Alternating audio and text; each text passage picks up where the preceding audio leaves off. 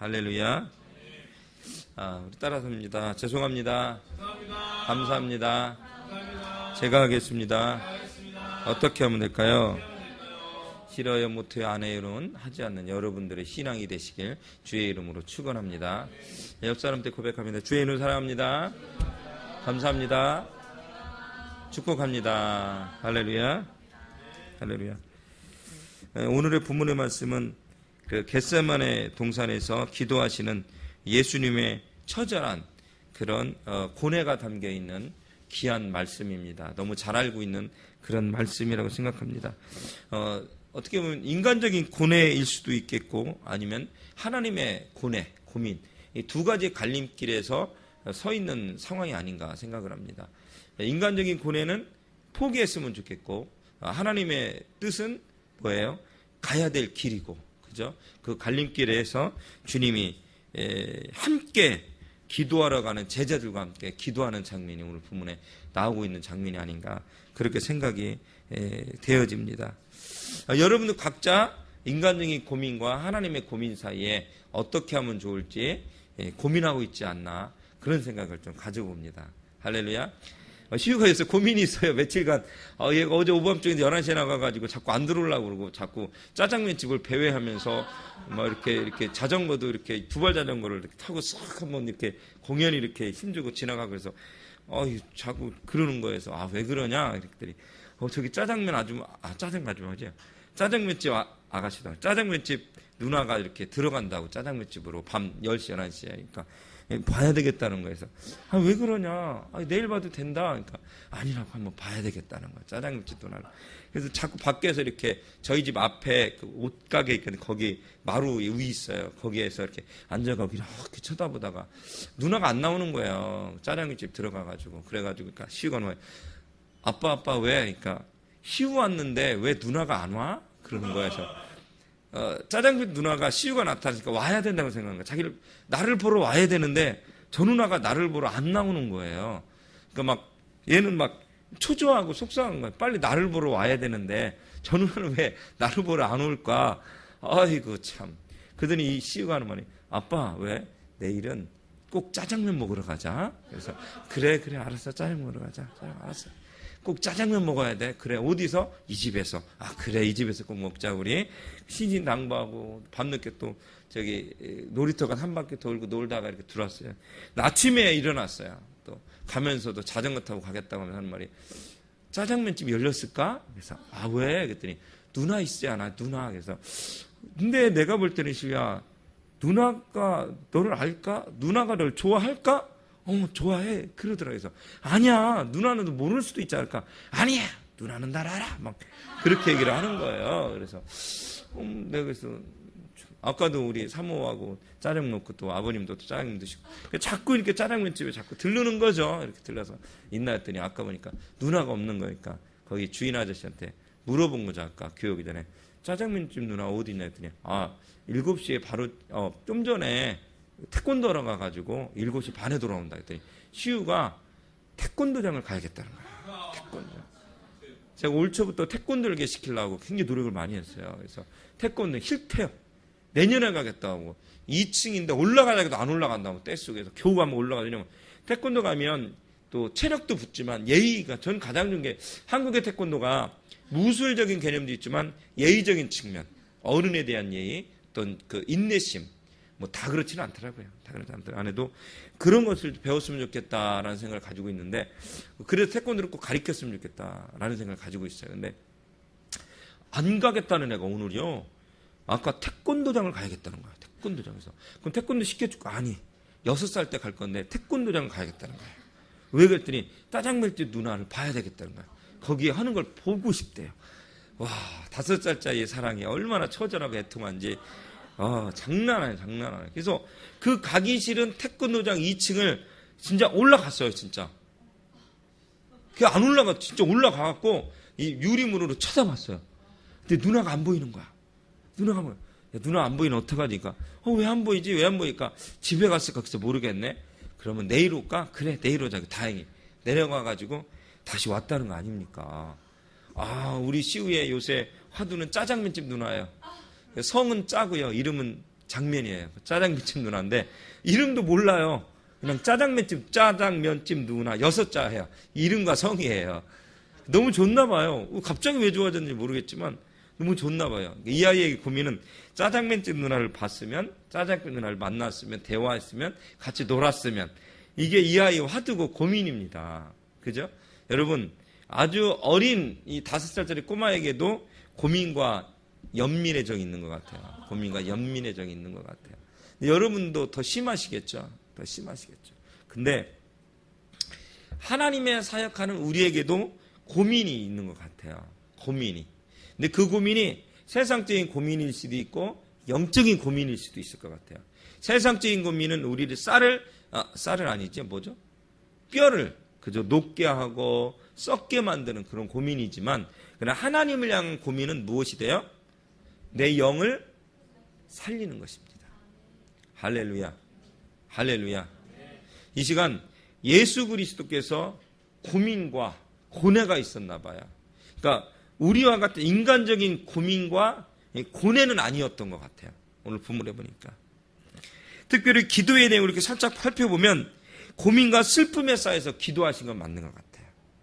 굉장히 처절했거든요. 굉장히 아프셨던 것 같아요.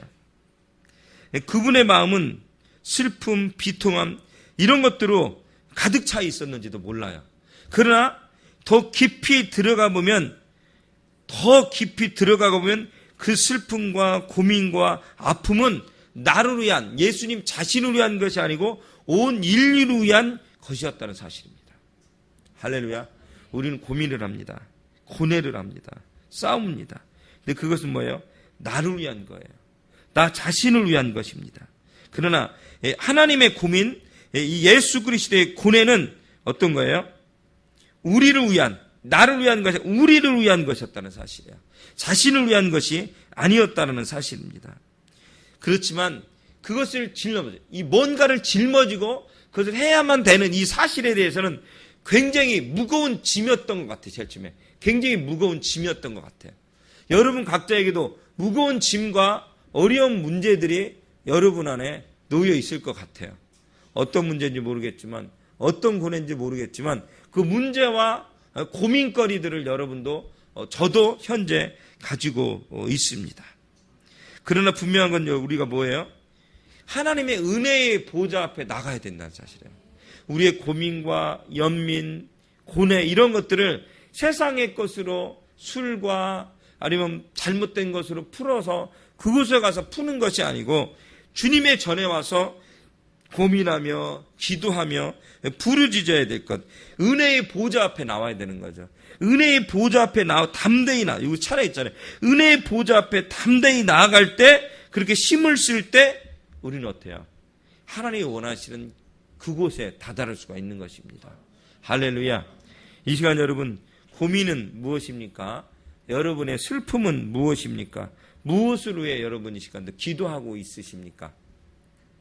왜 나만 겪는 고난이냐고 우리 찬양했지만, 우리가 왜 나만 이렇게 힘들고 나만 겪는 고난이고 나만 겪는 아픔이냐라고 이야기를 합니다.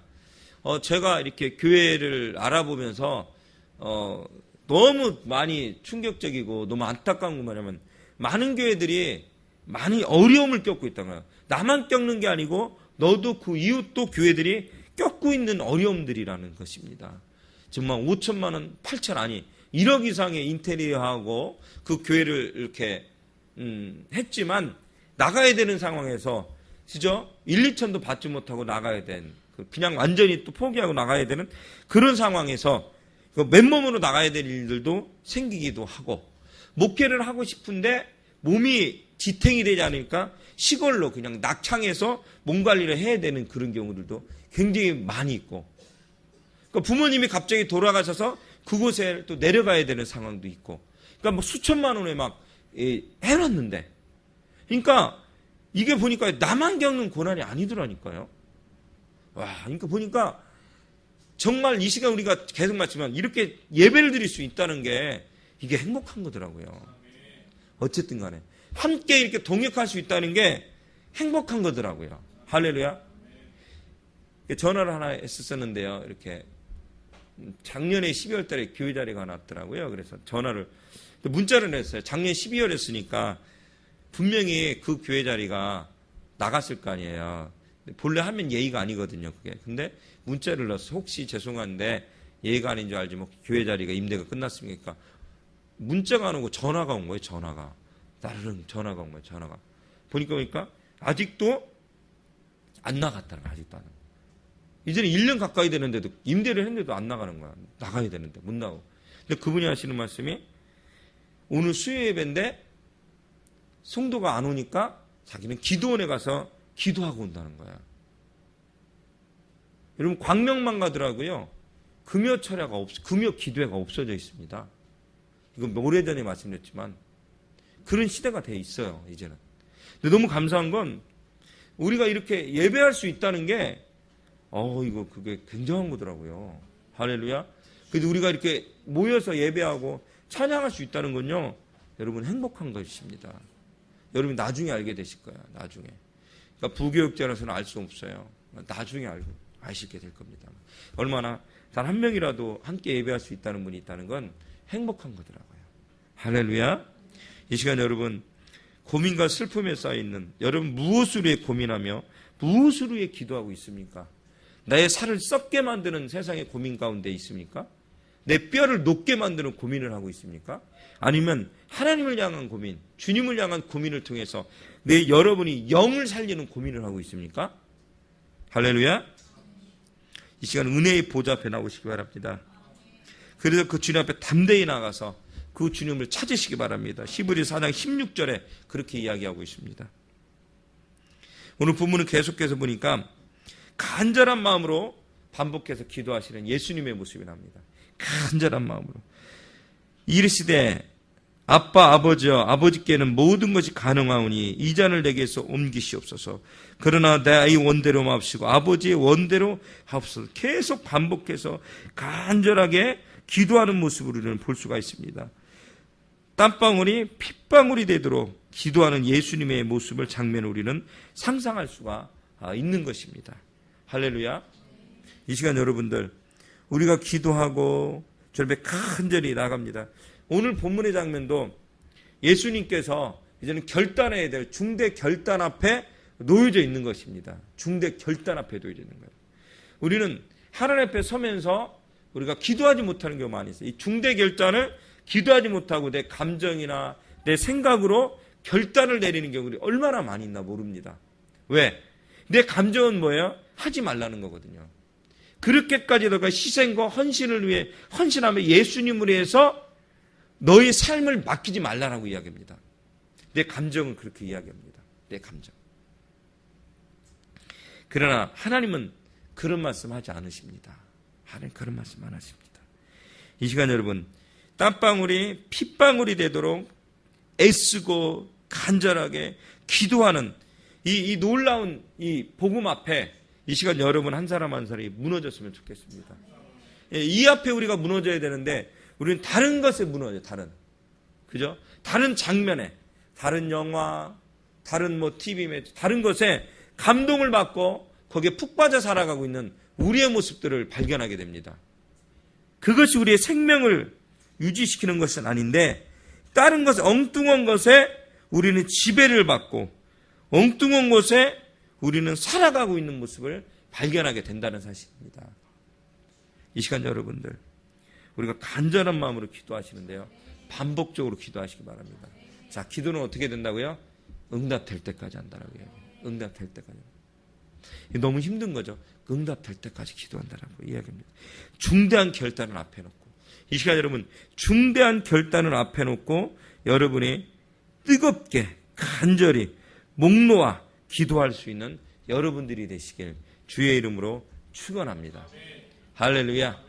할렐루야. 이 시간 우리의 삶을 살아가면서 어떻게 보면 간절하게 기도하지 못할 때가 얼마나 많이 있나 모릅니다. 저도 여러분들도 좀 더 간절해야 되는데 간절하지 못하고 간절함, 그죠? 주님을 향한 그저 갈망함 이런 것이 없이 인생을 살아가고 신앙생활을 할 때가 얼마나 많이 있나 모릅니다. 이 시간 여러분들 그런 거 다 내려놓고 이제는 간절함으로 갈망함으로 기도할 수 있는 여러분 모두가 되어지시길 주의 이름으로 축원합니다. 할렐루야.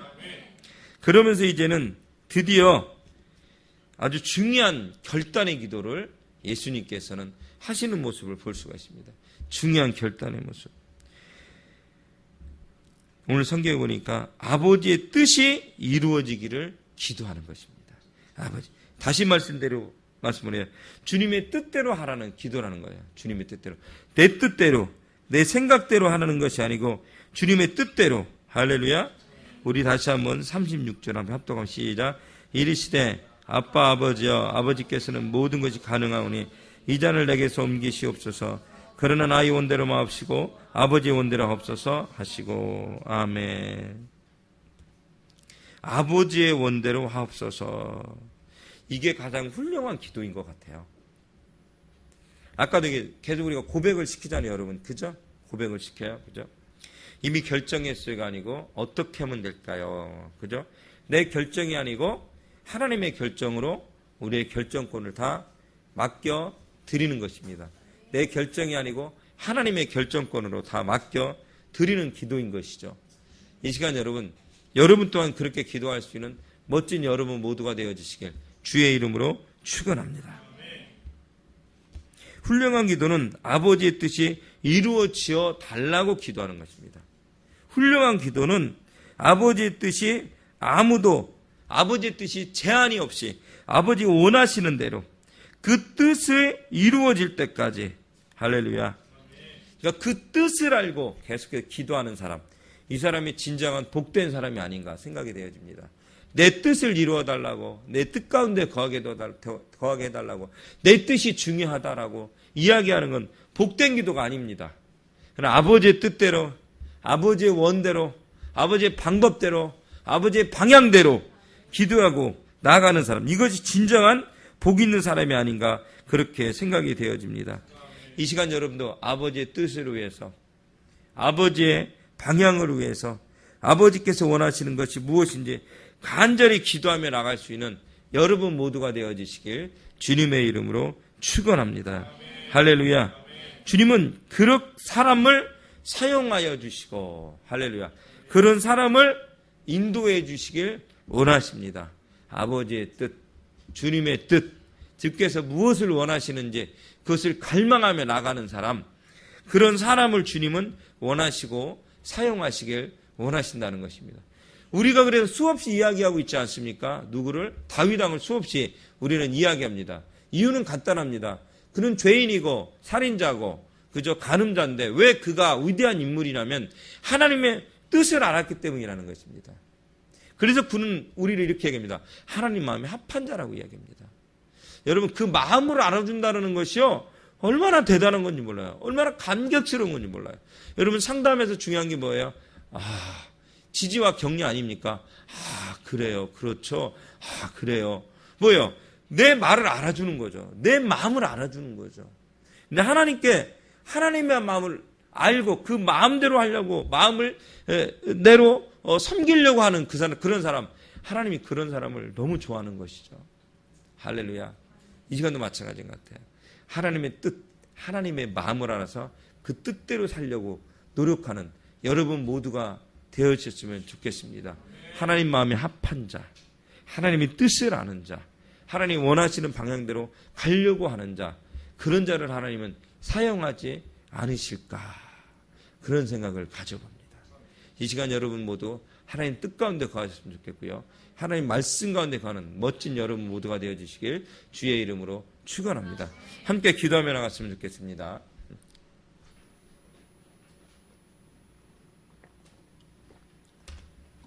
우리 첫 번째로 함께 기도할 때 한 두 번 정도만 한번 몰아서 한번 기도하는데, 첫 번째 기도할 때, 하나님, 오늘의 말씀과 같이 아버지의 뜻을 따르는 자가 되게 도와주시옵소서. 내 뜻이 아니고 주 뜻대로 기도하는 자가 되게 도와달라고, 주 뜻대로 살아가는 자가 되게 도와달라고, 내 머릿속에 세상의 것들로, 세상의 배설물로 가득 채워져서 어떤 말씀을 해도 이해가 안 되고, 어떤 말씀을 해도 반발하고, 어떤 말씀을 해도 분노를 일으키는 그런 삶의 모습이 아니라, 1차원적인 신앙의 삶이 아니라 4차원적인 한 단계, 두 단계, 세 단계 높은 신앙의 모습으로 하나님의 뜻을 찾고 하나님의 방법을 찾을 수 있는 우리의 모습이 될 수 있도록 인도하시고 붙잡아 달라고. 하나님께서 우리에게 원하시는 것이 무엇입니까? 주님 우리에게 원하시는 것이 대체 무엇입니까? 그 뜻대로 살아가게 도와주시옵소서. 그 뜻을 찾는 자가 되게 도와주시옵소서라고. 그래서 좀 높은 신앙, 한 단계 높은 신앙의 모습을 살아가게 도와달라고 우리 주여 삼창은혜에 뜨겁게 함께 기도합니다.